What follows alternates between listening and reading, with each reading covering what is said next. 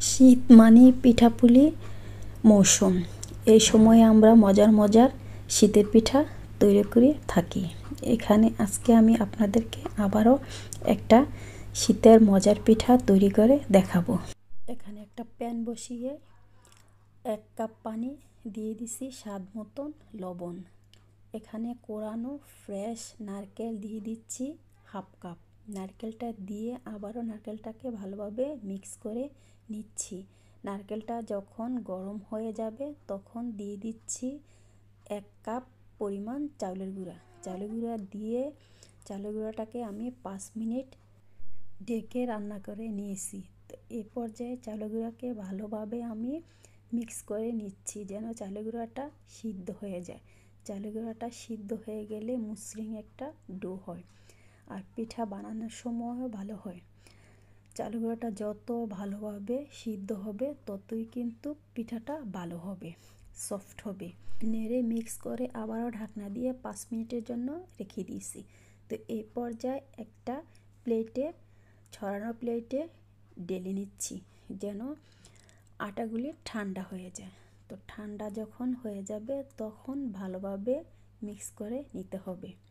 যত ভালো মিক্স হবে তত কিন্তু ডোটা ভালো হবে। এই পর্যায়ে আমি যেই সাইজের তৈরি করব এই সাইজেরই আমি একটু ডো নিয়ে নিচ্ছি। নিয়ে আবারও হাত দিয়ে ভালোভাবে এটাকে গোল করে তারপরে একটু চাপ দিয়ে নিচ্ছি। এই পর্যায়ে একটা কাঁটা চামচ দিয়ে আমি ডিজাইন করে নিচ্ছি।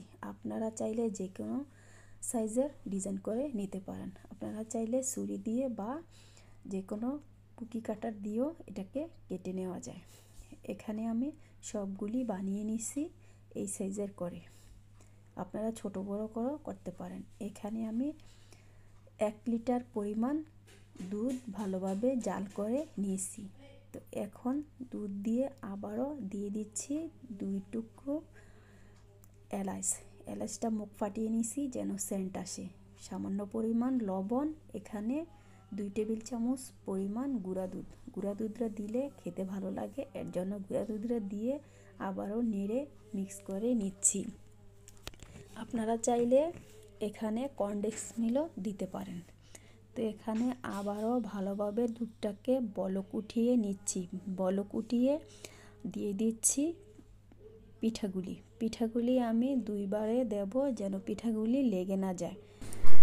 পিঠাগুলি বানানোর সময় নারকেলটা দেওয়াতে কিন্তু পিঠাটি একদম ঝরঝরে হয়েছে। এখানে কিন্তু লেগে যাবে না আর পিঠাগুলিও ভেঙে যাবে না। তো এই পর্যায়ে আবারও ভালোভাবে নেড়ে মিক্স করে নিচ্ছি। এখানে 6-7 মিনিট আমি পিঠাটি রান্না করে নিয়েছি যেন পিঠা সিদ্ধ হয়ে যায়।